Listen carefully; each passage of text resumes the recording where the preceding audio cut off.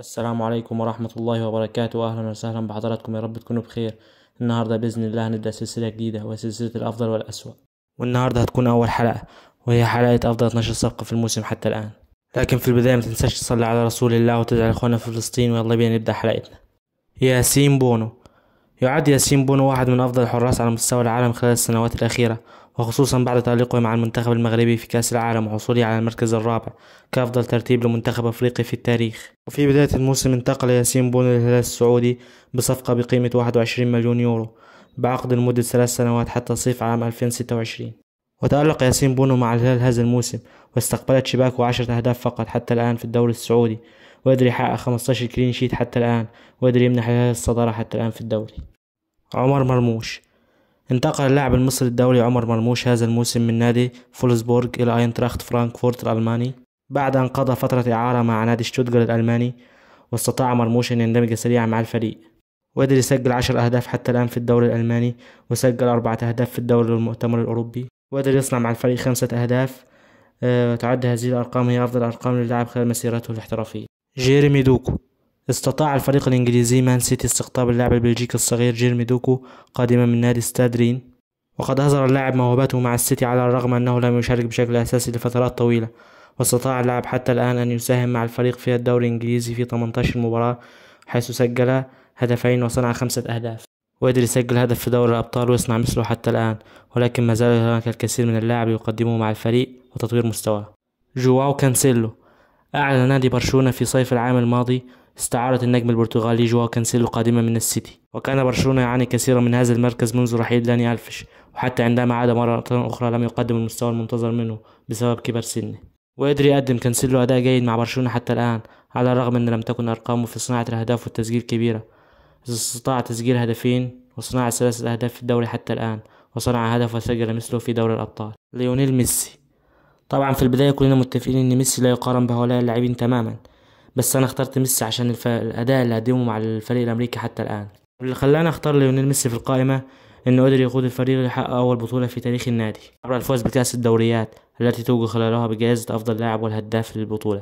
سيرهو جيراسي هو لاعب غيني انتقل الى شتوتغارت الالماني قادما من نادي ستاد رين، واستطاع المهاجم صاحب 27 عاما أن يثبت نفسه سريعا، وأصبح ثاني هداف الدوري الألماني حتى الآن بتسجيل 18 هدف، وقد ينتقل إلى أحد الفرق الكبرى في حال الاستمرارية على هذا النهج.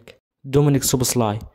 في ظل الأزمة التي كان يعاني منها يورجن كلوب مدرب ليفربول الموسم الماضي من خط الوسط بسبب كبر سن اللاعب هندرسون وإصابات الكنتارا المتكررة ورحيل معظم لاعبي خط الوسط في الصيف الماضي، فقد قرر النادي الإنجليزي التعاقد مع المجري دومينيك سوبوسلاي الذي استطاع التأقلم سريعا مع الفريق. ساهم صاحب 23 عاما حتى الآن ب7 أهداف مع ليفربول، مما جعله واحد من أبرز نجوم الانتقالات الصيفية الماضية. ديكلان رايس. أعلن نادي أرسنال في الصيف الماضي التعاقد مع النجم الإنجليزي صاحب 25 عاما ديكلان رايس قادما من نادي ويست هام في صفقة بلغت قيمتها 137 مليون دولار كأغلى لاعب إنجليزي في التاريخ. وقد استطاع النجم الإنجليزي إثبات نفسه مع الفريق، وأصبح من الركائز الأساسية التي ساعدت أرسنال في المنافسة في الدوري الإنجليزي على الصدارة والمنافسة في دوري أبطال أوروبا. بالمر. انتقل لاعب بالمر من السيتي إلى تشيلسي في صفقة بلغت قيمتها 12 مليون جنيه استرليني، وكانت الصفقة قد أثارت جدلا واسعا حول تركيه السيتي والرحيل إلى تشيلسي، إلى أن اللاعب كان يريد المشاركة بشكل أساسي مع تشيلسي. رغم من قلة مستوى تشيلسي، إلا أن اللاعب يعد من أبرز النجوم حاليا في الدوري الإنجليزي بتسجيله 10 أهداف حتى الآن في البريمير ليج، وساهم ب7 أهداف كصناعة، مما جعله واحد من أقوى الصفقات على مستوى العالم حتى الآن. ميتروفيتش. في ظل استقطاب دوري الروشن السعودي لنجوم عديدة هذا الموسم، أعلن نادي الهلال التعاقد مع النجم الصربي ألكسندر ميتروفيتش قادما من نادي فولهام الإنجليزي بحوالي 50 مليون يورو. قد استطاع المهاجم الصربي قيادة نادي الهلال السعودي لصدارة الدوري حتى الآن، حيث استطاع تسجيل 19 هدف وصناعة 5 أهداف حتى الآن، وساهم ب8 أهداف في دوري أبطال آسيا. يعد متروفيتش واحد من أهم المهاجمين على مستوى العالم. هاري كين. في ظل النجاحات الفردية التي حققها اللاعب الإنجليزي مع توتنهام في السنوات الماضية، إلا أنه لم يظفر بأي بطولة مع الفريق الإنجليزي، لذلك قرر الانتقال إلى بايرن ميونخ مقابل 100 مليون يورو لكي يستطيع إحراز أي بطولة في مسيرته. كما أنه لم يفوز بأي بطولة حتى الآن مع البايرن، إلا أنه كان من اللاعبين المؤثرين مع بايرن ميونخ، حيث استطاع أن يحتل صدارة هداف الدوري الألماني حتى الآن. بيلينغهام. أعلن ريال مدريد التعاقد مع اللاعب الإنجليزي الصغير قادما من نادي بروسيا دورتموند بصفقة بلغت قيمتها 103 مليون يورو كأبرز صفقة في الانتقالات الماضية، مساهمته ب16 هدف حتى الآن وصناعة 3 أهداف في الدوري الأسباني، وساهم ب7 أهداف في دوري أبطال أوروبا الذي شارك في 5 مباريات فقط، ويعول المنتخب الإنجليزي كثيرا على اللاعب من أجل حظ اليورو هذا العام. كده أكون قلت أفضل 12 صفقة من وجهة نظري، وهستنى تعليقاتكم. ومتنساش برضو تقولي مين اللعيبة اللي كانت من وجهة نظرك تشوفها تستحق تخش القائمة، واللعيبة اللي ما كانتش تستحق تكون موجودة في القائمة. سيب لي رأيك عن أهم الصفقات حتى الآن.